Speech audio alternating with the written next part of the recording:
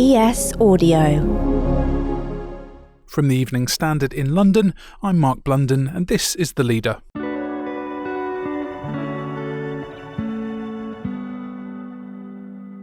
London's big return to the workplace and public transport is continuing apace after COVID restrictions were lifted. How are you feeling about that? Stressed out at the prospect of the sardine tin commute? Well, you won't be alone. So how can we better cope with the everyday challenges that fuel anxiety? How can we get to our destination mentally in one piece? And what's the best way to cope with being around all those strangers again? But first, here's how the good people of Kensington High Street are feeling. Now that I can move, it's better. There's still the issue of a lot of people, but I'm dealing pretty good with that. I just have to take deep breaths when I'm around a big crowd. I'm feeling really good. I'm comfortable again. I've been going out a bit more, going to like bars, clubs with friends and stuff, interacting a bit more now. I'm feeling okay. The first few months was terrible. I thought I was going to have a breakdown with it. It was really, really bad. And then we decided we're too old to worry about it and just carry on as usual.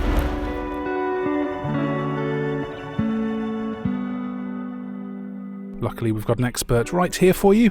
We're joined on the line from southwest London by Thalia, Eley, Professor of Developmental Behavioural Genetics at King's College London's Institute of Psychiatry, Psychology and Neuroscience. Professor Eley's an authority on environmental factors affecting anxiety. So how do you define anxiety? Anxiety is something that everybody experiences. It's that sense of feeling uncomfortable when you're in a situation of threat, and it's a normal response to threat that everybody experiences. When anxiety becomes clinically significant, so when there's clinical anxiety, it's because it has become so severe that it's impacting on your ability to engage in normal daily life activities. That might be because you're so busy worrying that you can't think about anything else, or you're so fearful of a specific situation that you can't engage in that environment, or perhaps you can't even leave your home. There's quite a wide array of different expressions of anxiety, but they all have either this worry or fear as really what's at the heart of them, which I think we all understand and experience.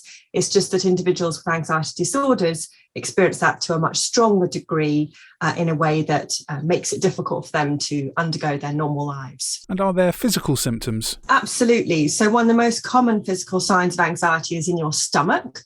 So a lot of people feel stomach discomfort along with anxiety. Some people feel chest pain along with anxiety. So chronic chest pain and chronic stomach pain are sometimes examined for many years and then eventually put down to anxiety.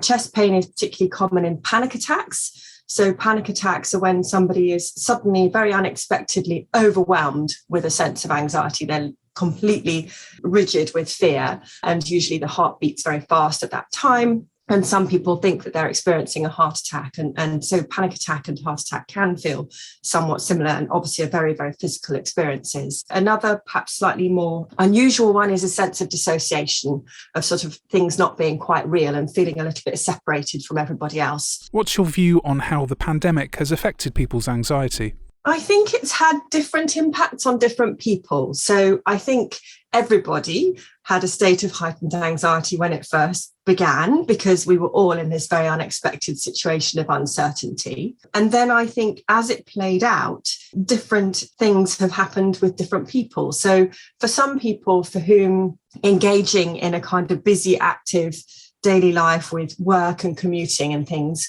for people who find that quite anxiety provoking and have to really steel themselves to do that every day, then staying at home and working remotely probably felt a bit of a relief, and they might even have had a slight reduction in anxiety. The flip side of that being that now that we're all needing to go back to thinking about working and thinking about commuting, those challenges might feel a little bit harder than they used to, because you've got out of the habit of coping with that difficult experience. So I think there's a group for whom actually being at home has reduced their anxiety.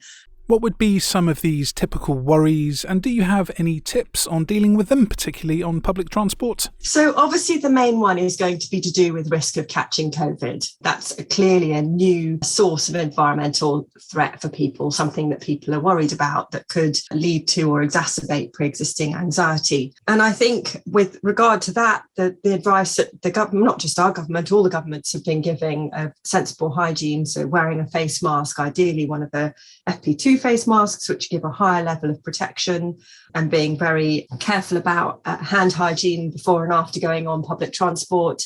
If you're on public transport and somebody's sitting near you that's not in a face mask, it's completely okay to then get up and move to a different part of that transport to be able to sit a little bit further away.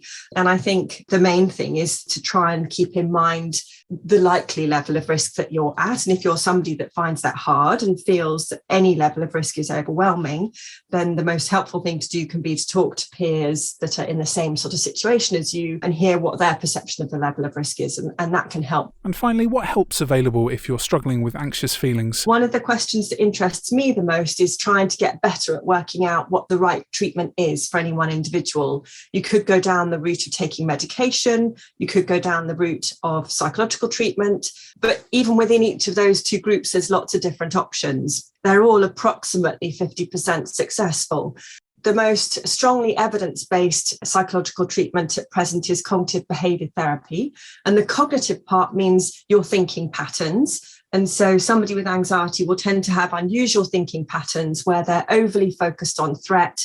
They maybe interpret things that others would see as neutral or ambiguous as threatening. They pay more attention to things that they think might be threatening, and they find it difficult to let go of thoughts that are about threatening experiences or things that they're generally worried about.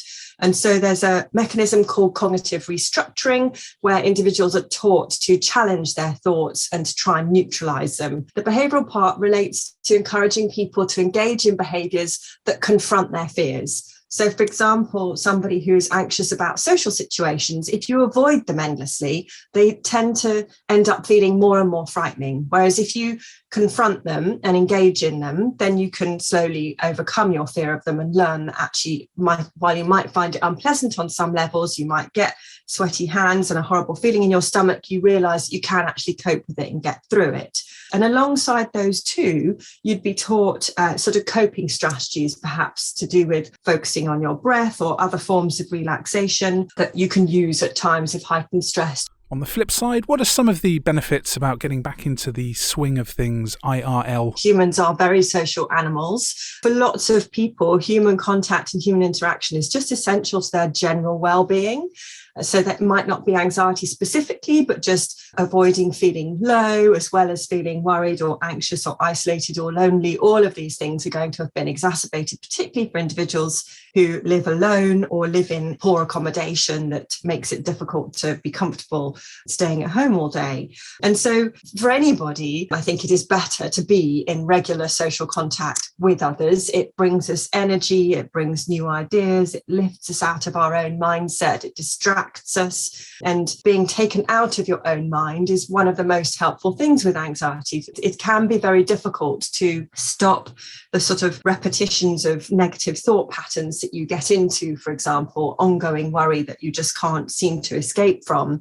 And having another person there talking to you, expecting you to respond, communicating with you, can often be the most helpful thing in terms of getting you out of your own worries and moving your thoughts to somewhere else.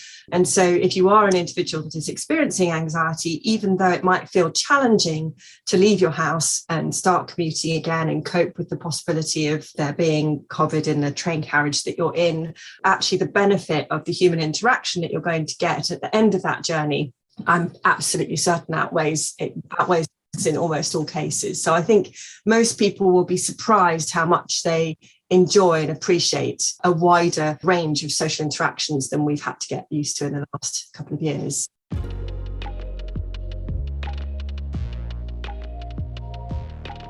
There's lots more news and features in the Evening Standard newspaper and online at standard.co.uk. That's The Leader. We're back with a special edition on Friday at 4 p.m.